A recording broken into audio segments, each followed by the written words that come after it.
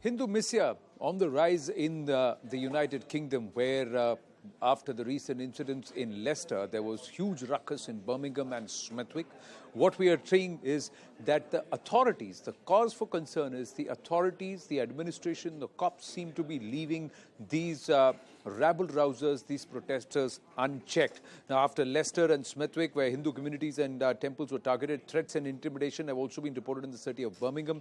Remember that even the ruckus in Leicester was reportedly and allegedly done by people who had driven down from Birmingham and started the rabble-rousing in Leicester. A mob of 3,000 Muslims surrounded a Durga temple. Reports suggest many more such as protests are being planned across temples and Hindu establishments and localities where largely it is Hindu population. It is, and it's being planned around Britain. Many police officers have been mobilized to keep the peace, but there seems to be no action to act against these mobs. There have been no arrests or strict action being taken to even clamp down such activities. In Leicester, more than 24 police officers were injured as a result of these protests. Sanjay Suri is with us. Sanjay, you were about thereabouts at around the Durga temple. What happened, and did it look random, or was it clearly organized with a particular motive behind this? Kuldeep Shekhawatji, director of MATV, is also with us. But Sanjay, go ahead, please. There was nothing spontaneous about this. This was clearly pre-planned. It was well organized. It was well resourced.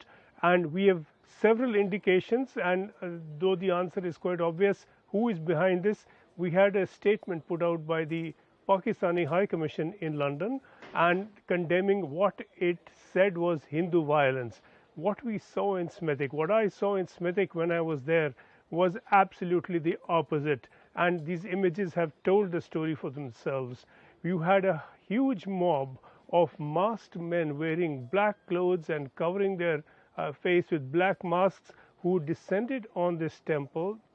They tried to scale the walls and people had to be pulled down by the police. They threw firecrackers inside, they threw bottles inside, they shouted abuse, they shouted threats. This has been very intimidating behavior, to the extent that almost nobody at the temple was willing to speak to us on camera because they were afraid that if their images are circulated on social media, then may be targeted individually. This is the extent of fear that has been spread by these mobs. Clearly, this was well organized. There was no spontaneous aspect to this. There was no immediate action that was possibly even a provocation. The people in the mob said they were objecting to a planned visit earlier by Sadhvi Ritambara, but that visit had been cancelled. Not only had it been cancelled, people from the faith groups who had expressed concern were told that it had been cancelled. Yesterday, in the day, there was a meeting where people were again told that that visit has been cancelled. There was no provocation, and still they came. This seems to be a preset plan to try and intimidate and scare Hindu groups. And they have been told that they dare not now invite a leader from India without their permission. So now if any temple were to invite any leader, they'll have to think very carefully, and there is great fear around.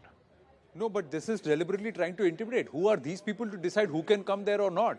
If the British government has given a visa, there is no criminal case against a person and there are no charges against a person. Who are they to decide who can come and who cannot come? And who the Hindu community can invite, conduct a session on or not, or who anybody can decide? Who are these people to cancel out somebody or deliberately intimidate somebody, and why should the authorities give such lumpen elements a free run? And clearly with the Pakistan High Commission statement, it shows that this is Pak-backed and deliberately done. We've got information which says that this entire aspect of Hindu Misia or Hindu hate in Birmingham, sources are telling CNN News 18 that Muslim groups funded by ISI officials in the Pak embassy in London, they are responsible for this. The protests are against Sadhvi Ritambara's UK tour. Nearly 3,000 protesters were mobilized to surround the Durga Mandir. And the Durga Bhawan was forced to cancel Sadhvi Ritambara's visit. Muslim protesters accusing Sadhvi Ritambara of being anti-Muslim and connecting her to Babri Masjid, etc., accused and acquitted in this entire Babri demolition case, but deliberately, despite that, trying to push her. She's a regular to the UK.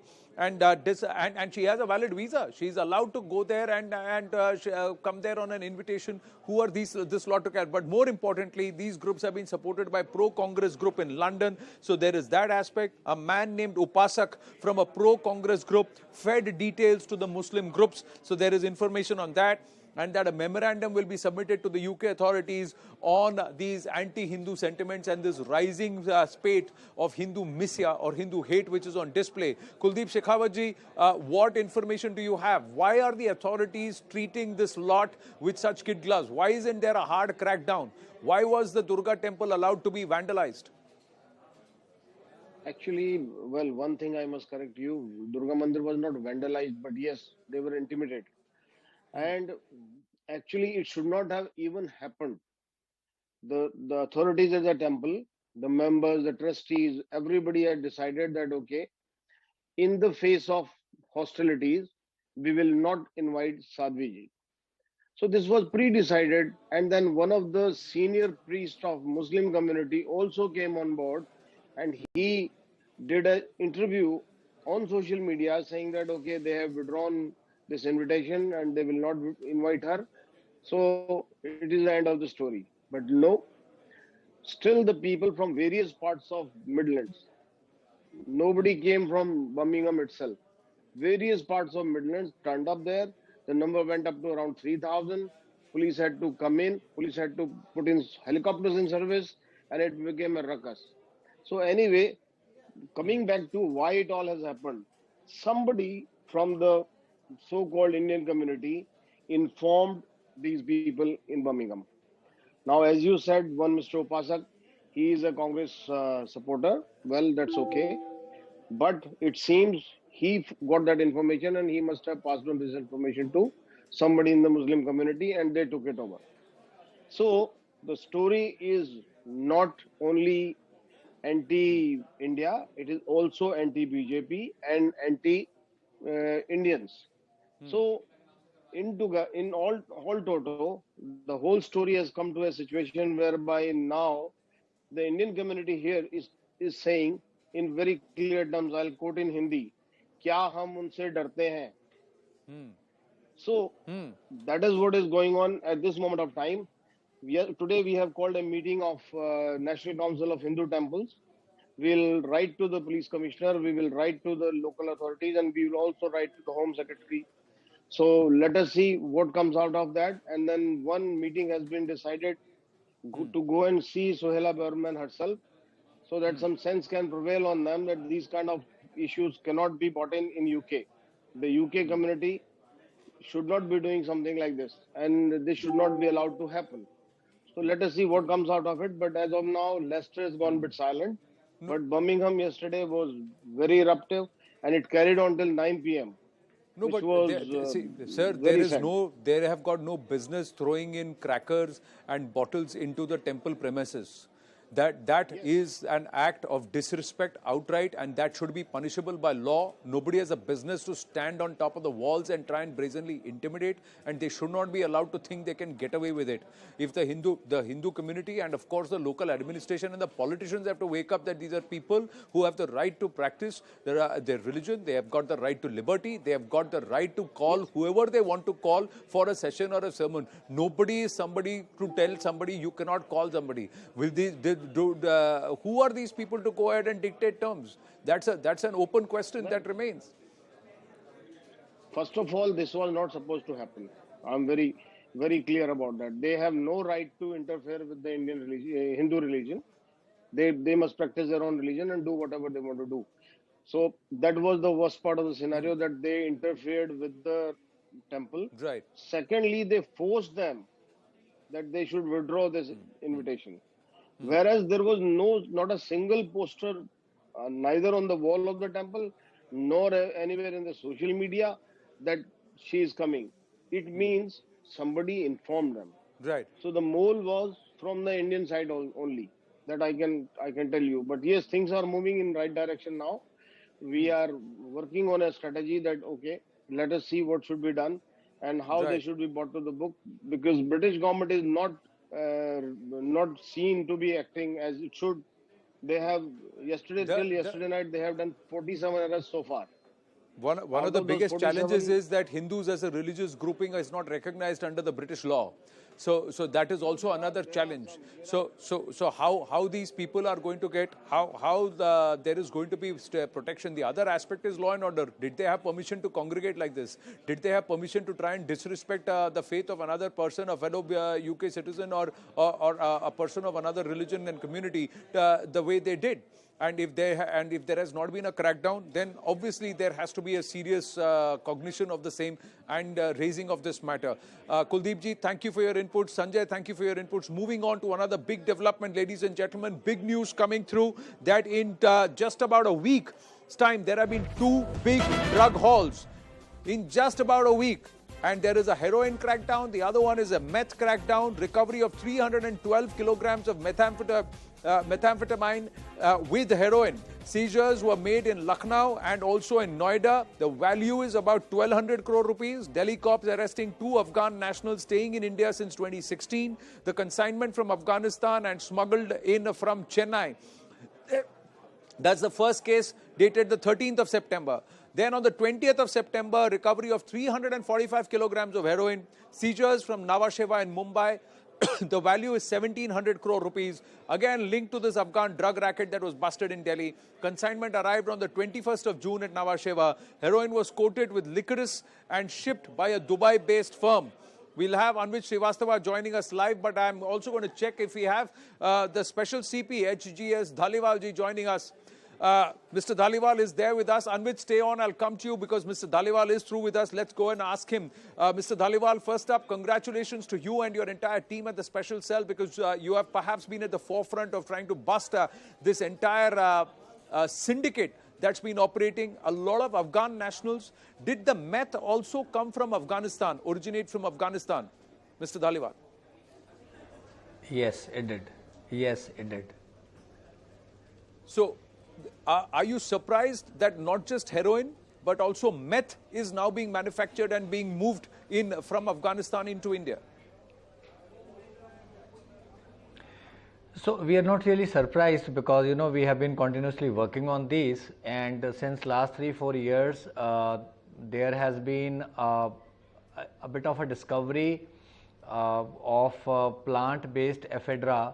The ephedrine is drawn from a plant which is like grown in almost grows on its own in various hinterlands of Afghanistan, and the drug consumers of meth, amphetamine, they are most of them are rather, I would say, from pretty sometimes educated, well-off backgrounds, and it has a huge market in Western world also. So there has been a preference of consuming drugs which are plant-based and which are totally chemical-based. So methamphetamine has recently seen in last 3-4 years lot of mushrooming of local units in Afghanistan which are manufacturing this drug, and the primary constituent of which is ephedra plant. Mr. Dhaliwal, another aspect is the ingenuity. They use traditional trade routes, containers, try to hide the heroin in bituminous coal and also in talc, semi-processed talc. Now meth tabs coated with licorice and then being tried to smuggle in. Can you explain this entire nexus? Where does this originate? Who are the people who are linked? And how ports like Bandar Abbas, etc. are being used? Is there a Pakistan link to it too? Yes, so the primarily, till the time, our investigation up to date, I can only share what we can share in a public forum is that in this case, we have been working on a syndicate and a drug cartel which is like headed by a Afghan national named Ahmad Shah, who is apparently based in Pakistan. And in this case, also it's a classic case where the origin of the drug is from Afghanistan. The consigning company is based in Dubai. The shipping route is from another country to have a decoy. And the methamphetamine shipment, it comes to Chennai, and this shipment of licorice which is coated with heroin comes to JNPT, Mumbai. And both the consignments came last year. The methamphetamine shipment came earlier than that. It has been almost stored at Chennai port for close to 1 year before it was transported to a warehouse in Lucknow, and from there it was being transported to Delhi, and we caught it on Kalindi Kunj border area. This shipment of licorice, which is coated by heroin, it had come to India on 21st June 2021. It had been lying there for 1 year and 3 months.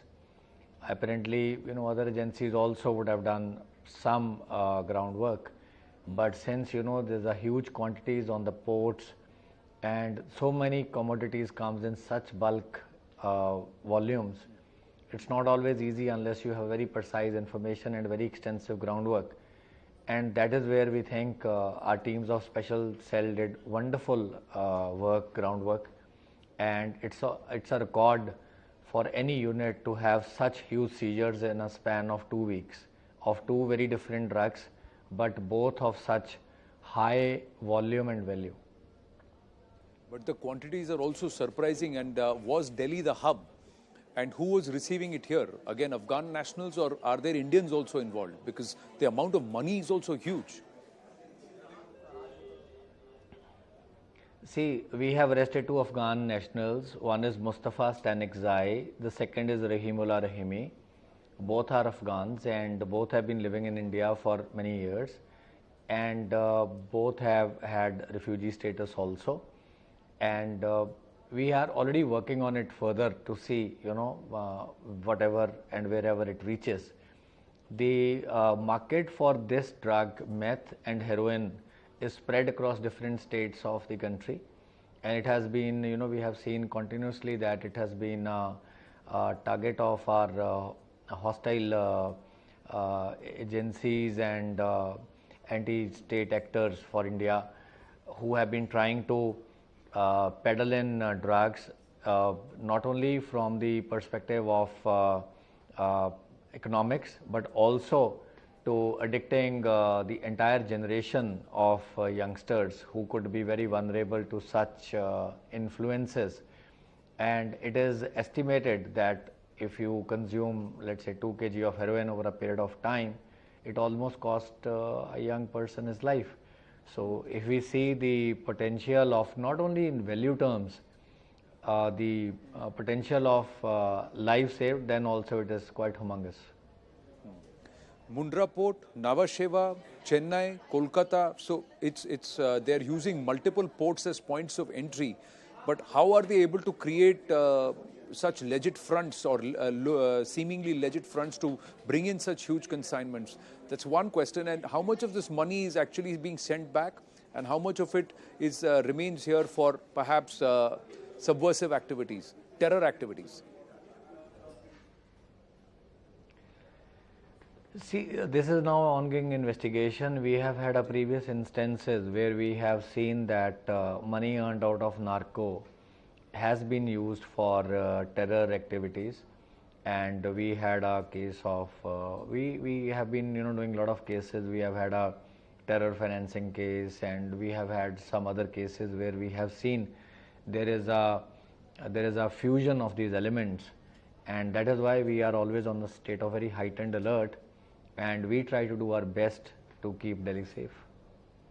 You have also been, Mr. Dhaliwal, at the forefront of busting this entire gangster network nexus. Are they connected somewhere with this drug gang, and somewhere are they all linked with arms, with terror and drugs?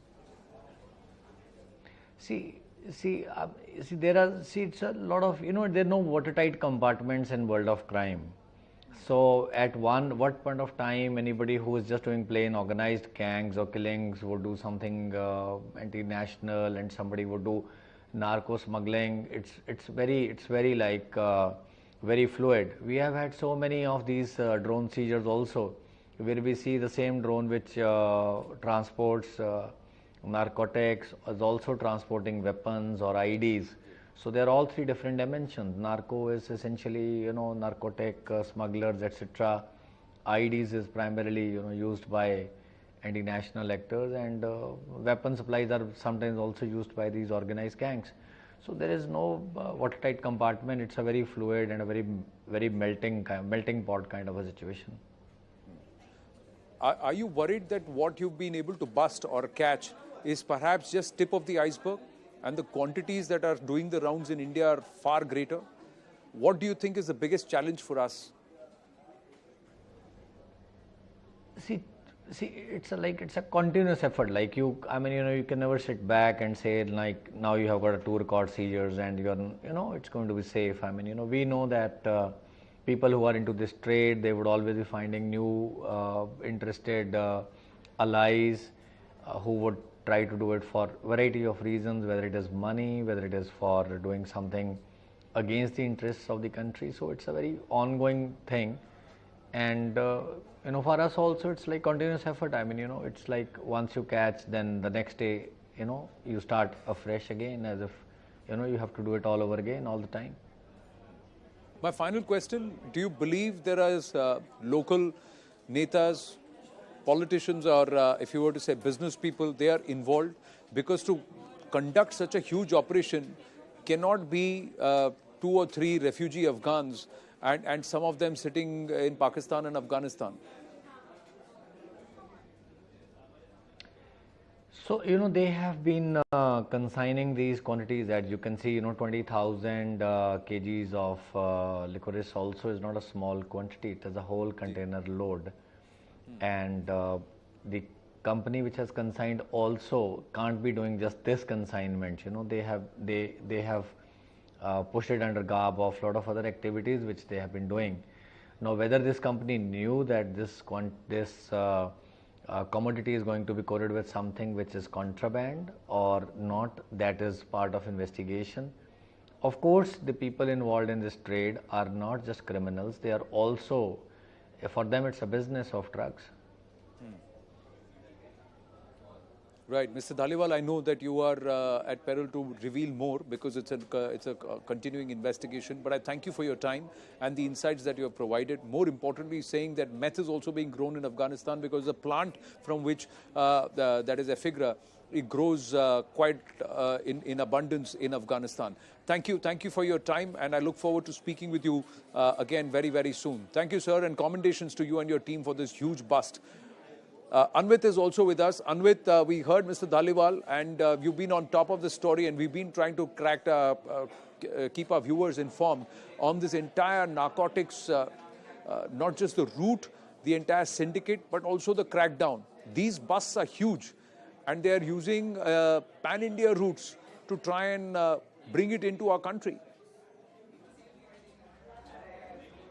Correct, Anand. This is one of second major bust by Delhi police in almost less than 10 days of time, and total 3,000 worth of drug, 3,000 crores worth of drugs seizure. This is big actually. And when we talk about the route, like you mentioned, we have this document with us which clearly charts out the modus operandi. And if we could divide into 4 major parts of where this modus operandi is clearly charted out, it says that initially, because we have been seeing that sea routes have become very prominent, like we saw Mundra, then Pipavav, and last week as Delhi police also busted this methamphetamine, and now this heroin bust. All these drugs are coming in via seaports. So initially the document says that they transport it in containers and port to a neighboring country from where it lands to different ports of India. Now origin, clearly it says that its origin is in Afghanistan, and from Afghanistan then it is sent to a neighboring country which is mostly a Middle East country. Now from that Middle East country, this container further lands into India, be it a port of Chennai like we earlier saw in Mundra, or this time in Nhava Sheva, Mumbai. So this is the modus operandi adopted by them, just to totally blanket the detection from where this container had originated. And once it lands in these ports, then it is sent via road or other means to cities. Right. Like last case also we saw how the consignment had landed in Chennai, then it went to Lucknow, and then it came all the way to Delhi. It was busted from Noida. In this case also, it came in Mumbai, and then it was to come to Delhi and other parts of Delhi in although in India, Mr. Dhaliwal also said that mostly the purpose is Right. retail, but the actual worry is also of the special cell and other agencies that are involved, that who are the masterminds behind it, because the Pakistan connection and Afghanistan connection is very much real and very much evident in these Correct. cases. Is it just purely economics and business? That's one. The challenge is societal and also in terms of harmony, and also the generation, the future generation. Do we need a nation of addicts, or do we need to weed this out, this entire drug menace altogether? Anvid, great job done. Thank you for your inputs. We're going to take a very short break. But on the way out, ladies and gentlemen, through the break, get onto the website, indianoftheyear.com. and choose your favorite politician for the year 2022, Indian of the Year 2022. The nominees are put up. Politics, choose your politician, vote for them. Your vote counts. Stay with us.